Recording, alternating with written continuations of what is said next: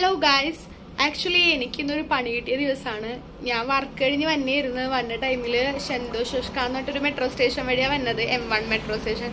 പക്ഷെ അവിടെ ചെന്നപ്പോഴത്തേക്കും metro closed ആണ് ഗായ്സ്.